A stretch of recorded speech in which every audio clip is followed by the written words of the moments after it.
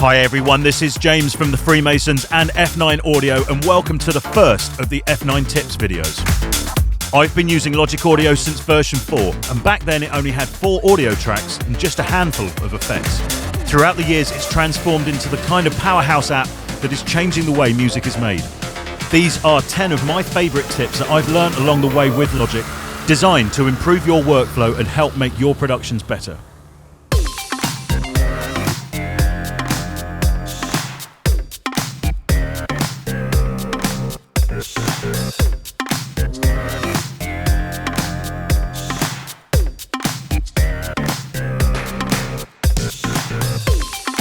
So we're going to start with an absolute cracker, Logic's Overdrive plugin. For me, one of the most undervalued plugins in Logic's arsenal, because it allows you to apply warmth and harmonics to any sound. We're going to be using this musical loop built out of some of the F9 Future Retro drum tracks and the Future Classics patches from Massive. So let's dive straight in. I've got all of our drums grouped together inside a track stack, and I'm going to apply overdrive to that entire stack.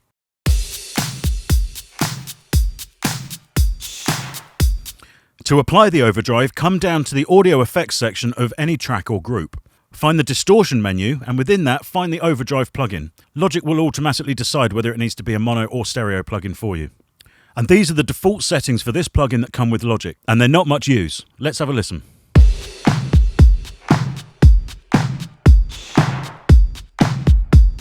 Let me show you how to set this up so it's perfect for adding warmth to your tracks. First of all, bring the amount of drive the plugin is creating down to about 2 or 3 dB. It's always good to have a balance, so now bring the output gain down by about the same amount. So I'm adding 2 dB of gain with the drive circuit, but actually balancing it by removing that 2 dB at the output stage. So now come to the tone control, which is effectively a filter, and turn it all the way to the right, 20 kHz.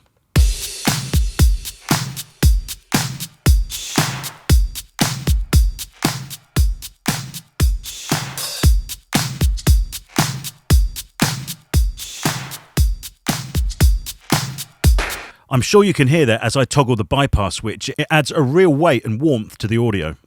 Now for me, this is as close as Logic comes to a tape simulator. And like tape, we can tweak the top end. If we just bring the filter down here a little bit, we can attenuate some of the higher frequencies.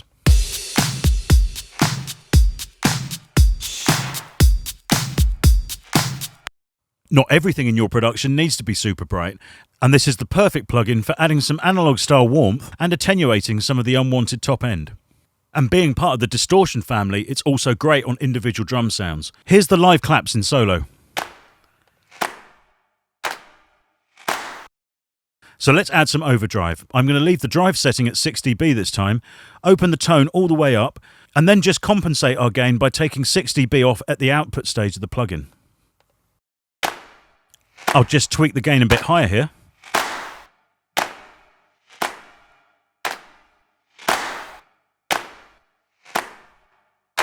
And now let's have a listen.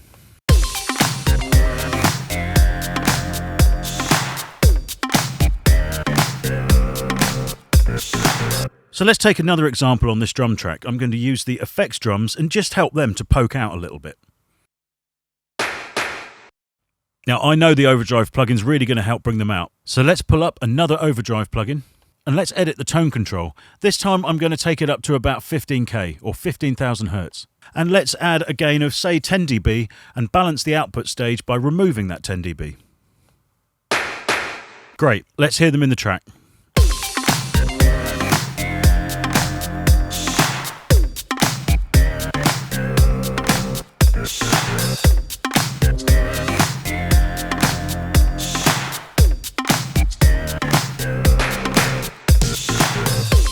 It's really starting to make some of those percussion elements pop out now, exactly what you want in a rhythm track. But please don't think this plugin just works on drums. Okay, so let's see what it can do to a bass instrument. Here's one of our bass sounds in solo. So once again, down to the distortion menus to pull up our overdrive plugin, and on this sound, let's set the filter to about 15 or 16K. Now I'm going to add about 7 or 8 dBs worth of gain and balance it again once more with the output stage. As we play back our bass sound, have a listen to the changes as I toggle the bypass.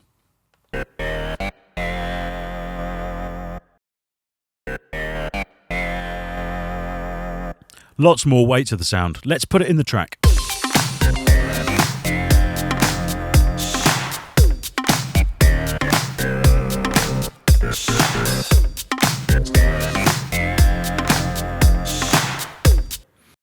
So here's just a quick A and B comparison. The parts that are in green are exactly the same as the ones before them, but without the overdrive applied. And just listen to the difference.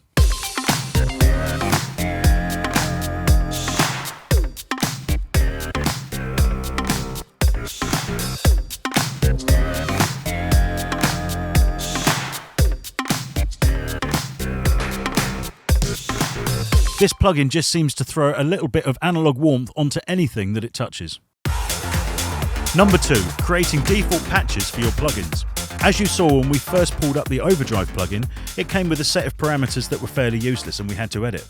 Now how I'd like it to appear each time is with the tone turned all the way up to 20 kHz and somewhere between 2 and 3 dB of drive applied and then balanced again at the output stage. In Logic Pro X, if you come to the plugin's preset browser and look at the file controls, there is an option to save any settings that you currently have on the plugin as the default. And now, every time I create a new instance of this plugin, our personalized settings appear. Let's have a look at the same thing on a different plugin. This is Logic's excellent built-in compressor, and it defaults to Platinum Digital mode. But let's say my favorite algorithm of the compressor is the Studio VCA mode.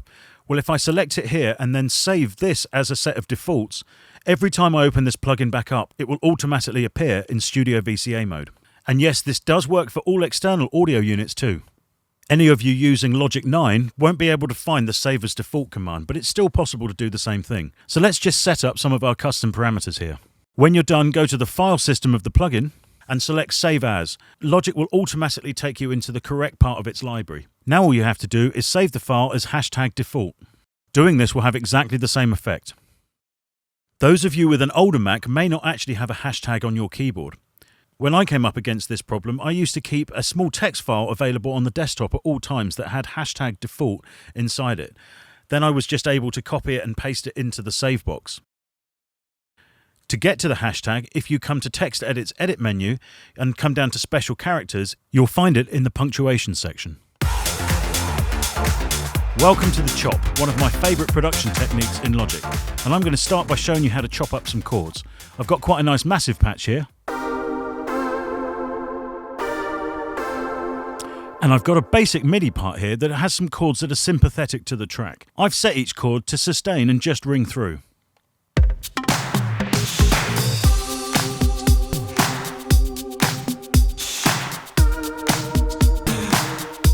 I'm just going to make a quick copy of this MIDI part, and now I'm actually going to bounce them down and turn these MIDI parts into audio. And now the fun starts. I've got my secondary tool set to the scissors, and by holding down the command key, I can click on the audio file and chop the audio file up into a whole series of new regions. Now I'm just going to shorten the length of each one, so basically each region contains its own chord. We've got an identical set of chords here at the second half. That's because we copied the MIDI across. So now I'm going to place the cuts in a slightly different position that will give us a slightly different sound. Now I've just tied it up quickly here. Let's hear what these individual regions sound like.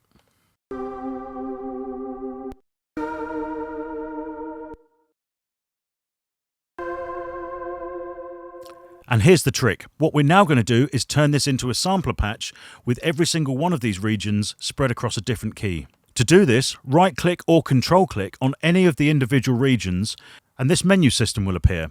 Head for the Convert submenu and the Convert to New Sampler Track option. We're definitely going to go for the first option, create each key zone from the regions. This relates to the chops that we've actually placed in the audio. Doesn't really matter about the name, but we do want this to start at key C1 as it's the bottom key on most MIDI keyboards. So Logic's now done all the conversion for us. It's also created a MIDI file with one note on each at the beginning of the chop points that we placed earlier on. We won't be needing that, but now if I pull up the musical typing keyboard, I can trigger each one of those chords from a different key.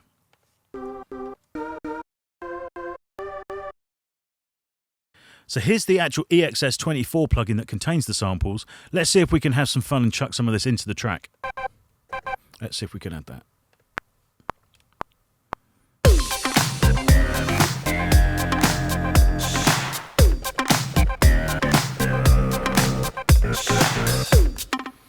Here's the part in solo.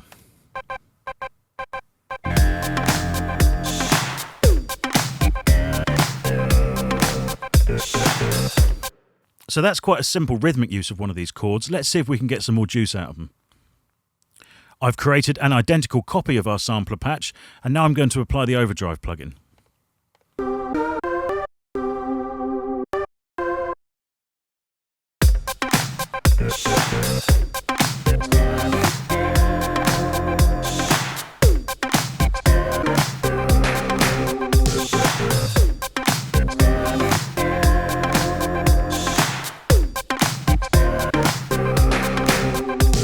And I'm adding those chords by only playing one note at any time, and I'm probably coming up with things I'd never do if I played them traditionally. So let's look at some more applications of the chop. I've got a guitar part here that I've added to the arrange, and it's a little bit too busy for me.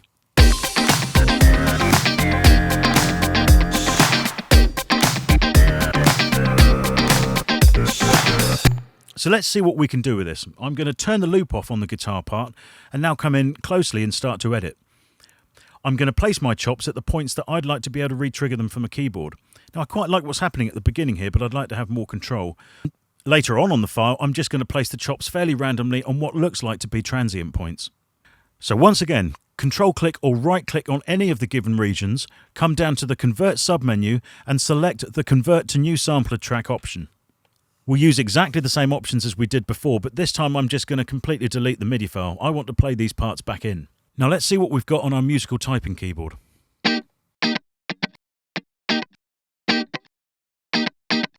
Okay, so here they are now from the MIDI keyboard.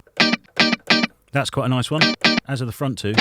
And we've got some chukkers, just to add an extra bit of rhythm. So let's play some of this in and see what we come up with.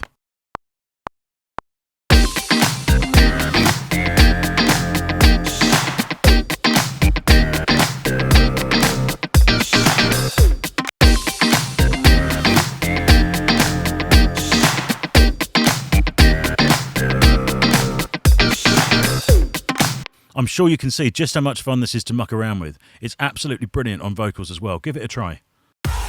Number 4, the riser. This is an absolute belter, and it uses the same part of Logic that's been generating all those deck stop sounds we've heard all over EDM for the last few years. So here's what I'm looking to create. A pitched riser that starts at bar 17, rises all the way up to bar 25, and at exactly bar 25 it hits the root note of the track, in this case C. To do that I'm going to use a sustained note from this very sharp lead sound. And I've created a one-note MIDI part playing a high C that starts a couple of bars before 25 and carries on for about 4 bars afterwards.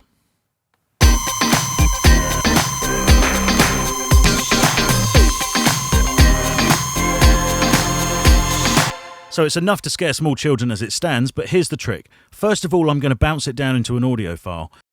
This is called Bounce in Place. It's available on a variety of Logic's menus, but I've got it set to the key command B on my system.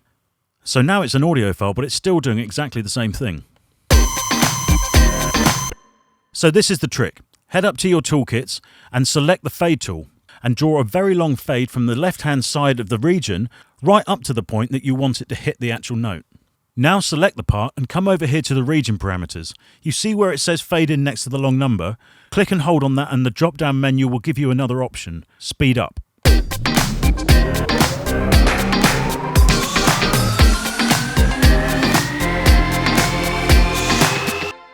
It is possible to lose certain bits of fade information within Logic every now and again, so I always recommend once you've found something that you like, bouncing it down to a new audio file. Now there is a good reason why I've got 2 bars at the beginning. As this is effectively speeding up from 0, the first couple of bars of information can have a lot of low end in it, so I just sometimes like to actually cut them off. I'll just pick up the scissor tool and chop the front off. Now I've got a perfect 8-bar rise culminating in the note of C. But as it's carrying on, I'll add a standard audio fade out to the end of the file.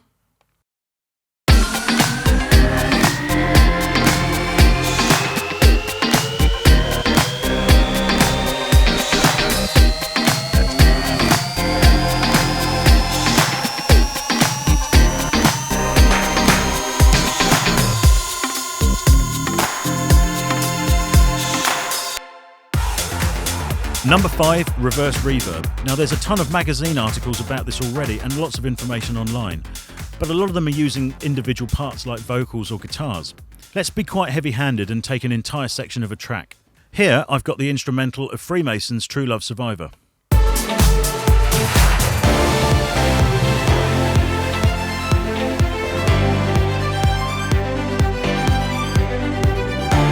And I just want a reverse reverb coming up to that point where it breaks at bar 25. Now to do that, I'm actually going to take the very front of that section and I'm going to copy it onto a track I've made underneath. Now this track is quite simple.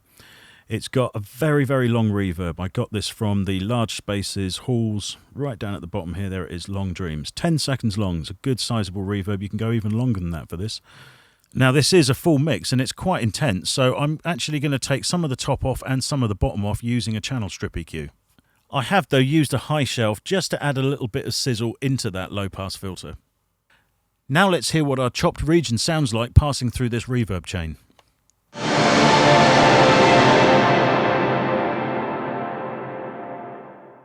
Now you've got to trust me on one thing here. To make this effect work, I actually need to reverse this segment. Now to do that, I'm going to turn it into its own individual audio file. And that's possible by control-clicking or right-clicking on the region. And in the contextual menu that appears, come down to the Convert submenu and select Convert to New Audio File. The file browser should default to the correct location and name it what you want. It looks like nothing's changed, but in fact, the region has been replaced with a brand new audio file that just contains the chopped audio. Now I can make any changes that I want within Logic's sample editor without any danger of damaging the original audio. Here I'm going to select Reverse. Now I'm going to shorten it a little bit and just add a fade up to the beginning. Now let's turn back on our reverb chain.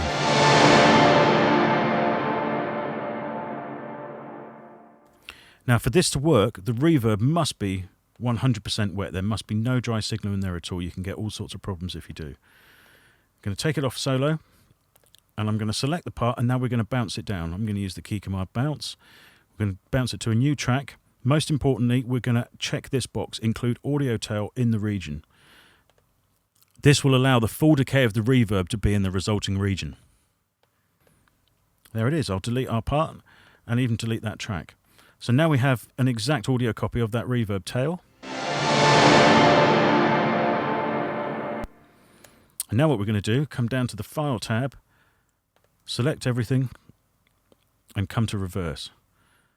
And now it is, and it's just now a case of literally by eye, that's the best way to do it, lining it up, and then say we'll just bring that end in so that it's exactly, in fact we'll use the scissors to cut it. Now let me take the whole thing off solo and show you.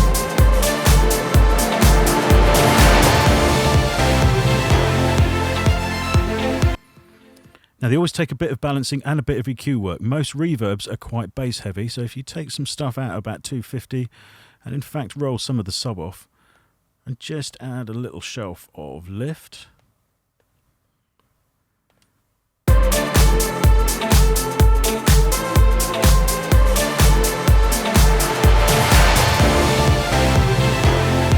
It's great, but it's a little bit soupy. So here's a technique that I find always works for me. Move it so that it actually ends on the snare drum just before the downbeat of the next bar.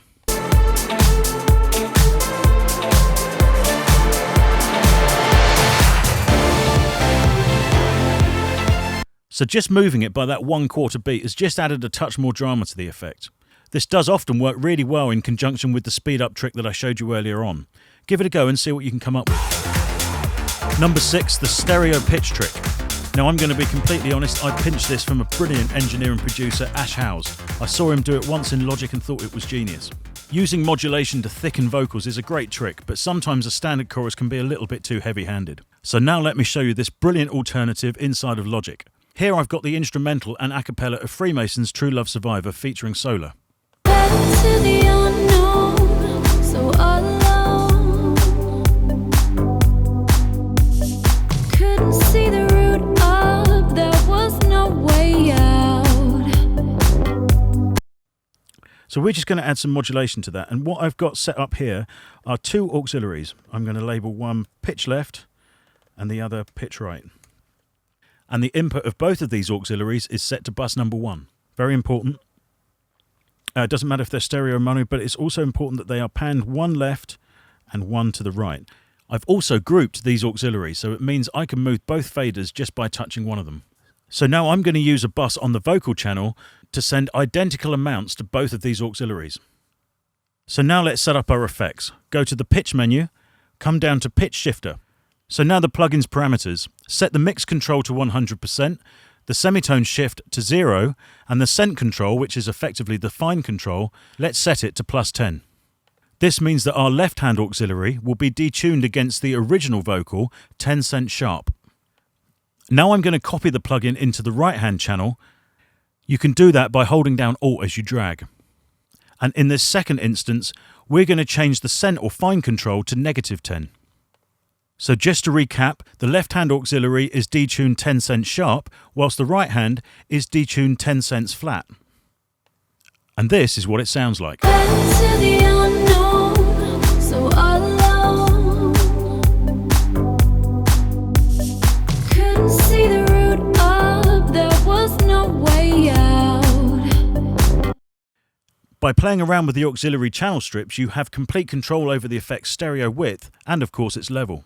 I set fire into the unknown, so all alone. Couldn't see the route up, there was no way out. So many hands stretched. Number 7, the compressor clipper trick. Logic has a fantastic built-in compressor, but it also has a series of extra hidden functions that not many people know about. And to demonstrate this, I've got here a page I'm working on for a future F9 audio sample pack.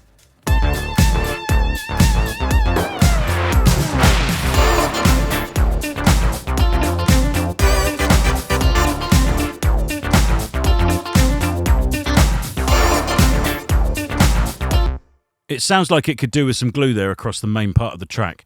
So I'm going to come down to the master fader channel strip and strap a compressor across the outputs. I'm going to use the Studio VCA algorithm and let's see what we can get out of it.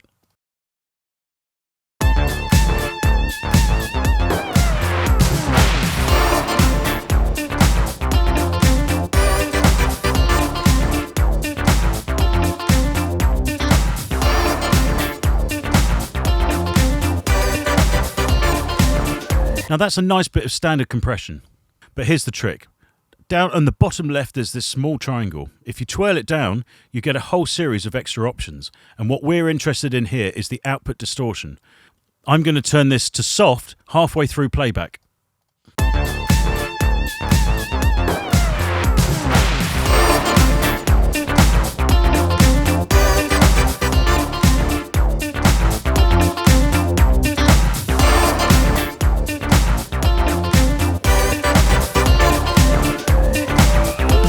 It adds a real thump of analog weight onto any program material. I'm assuming that it's emulating some of the distortion characteristics of the analog circuits found in compressors. The great thing is, I can use the makeup gain to drive further into this distortion circuit.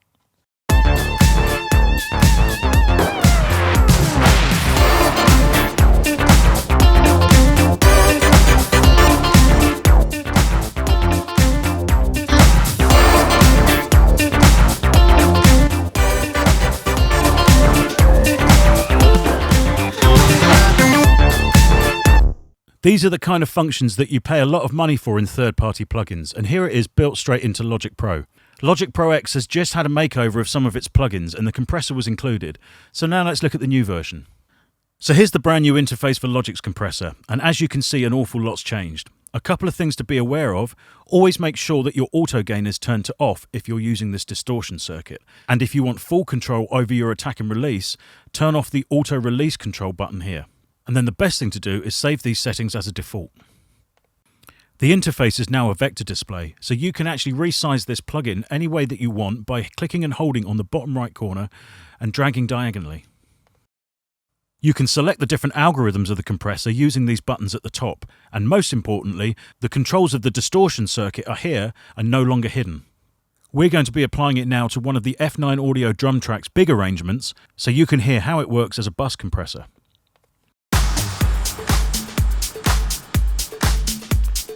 So let's start again with some basic compression. Slow attack and quite fast release always works well on percussive material.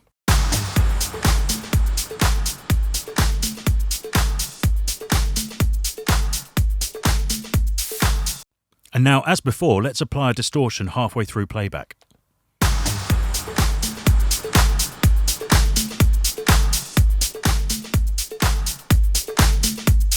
And there's that familiar compressor bite. You can now flip between the different algorithms simply using these buttons and audition the different compressor characteristics.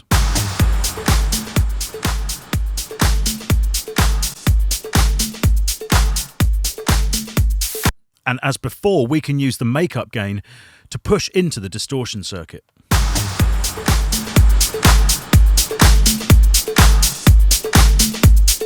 Now I'm going to toggle the bypass during playback so you can hear the difference.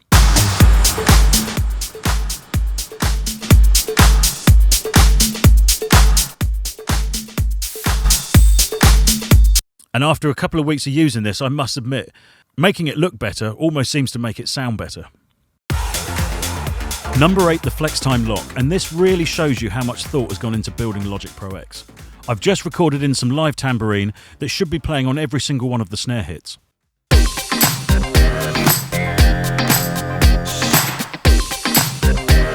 The first one's slightly out, the rest aren't too bad, but they could all do with being tighter, so let's show you how to lock them to the snare drums above. So first up, let's enter Flex View, and you can do that by hitting this button at the top of the Arrange page. Now on your reference track, in this case the snare, set the Flex Time mode to either rhythmic or slicing. Now on the snare file, you can see Logic has got these grey lines.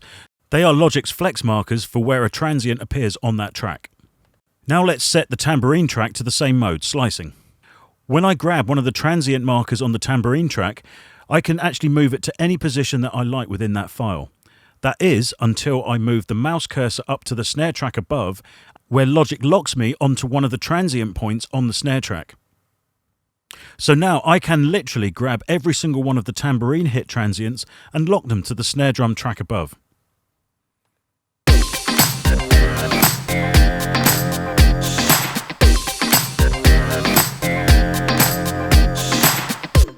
Another great use of this technique is with vocals. When building backing vocal blocks, there may be slight timing variations between each individual take. If they've all been sung by the same singer, Logic's detection points within Flex Time will be very similar on each take. You can use one as a master and then lock the following vocal parts to that using this technique. This is a great way to build a very cohesive backing vocal section. Number 9, the vintage vocal time stretch. Back in the 90s, Akai developed the samplers that were used everywhere in studios. If you put a vocal into them and abuse the time stretch algorithm, you'd get a very distinctive warbling effect out of it. This was used all over the early garage records. We can recreate this very easily in Logic. Here's a fairly average vocal hit I've added to our production.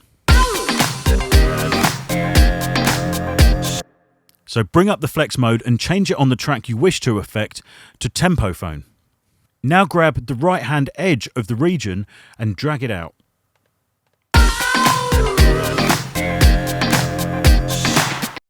Stick a triplet delay on it and you're transported straight back into the 90s, listening to Pete Tong, waiting for your test pressings to arrive, only to find that they all jump.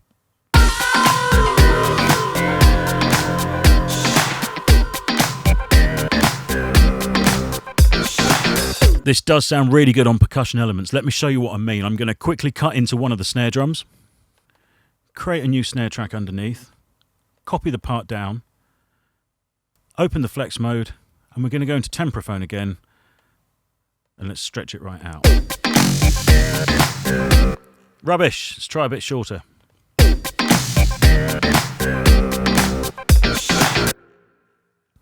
Now let's actually try and reverse that effect. Coming down to the File tab here on the sample selection, and in the Functions menu, you'll find a reverse command. Apply that, and then we'll just move it into place.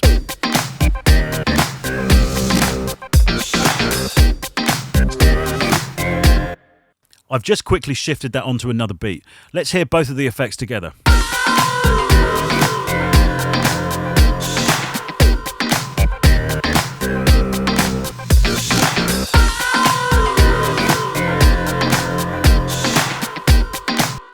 And we made it all the way to number 10, the hide track function. This is dead simple and just helps you organise your arrange page. Let's say we want to take our main bass line here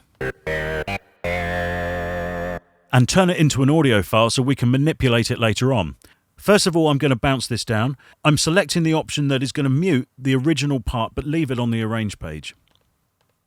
Now I don't really want to see the original MIDI part on the arrange page, even though I'd like to keep it knocking around so that I can come back to it at any point if I need to. This is the hide track button, and when I click it, it puts a small H on every single track next to the mute button.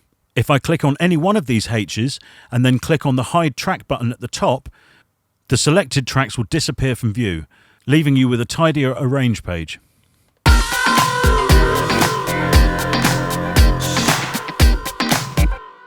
And you can do that to as many tracks as you like, even ones that are active and playing within your arrangement. They will still play back, they won't disappear.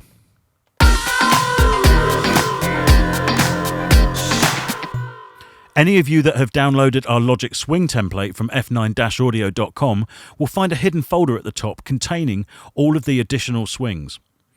It also protects regions from being accidentally deleted and is just a great addition to your workflow. So thanks for watching Volume 1 of the Logic Tips from F9 Audio. For more information, come and find us at f9-audio.com or via our exclusive distribution partner, Loopmasters. To be the very first to see any future F9 Audio tutorials, don't forget to subscribe to our YouTube channel.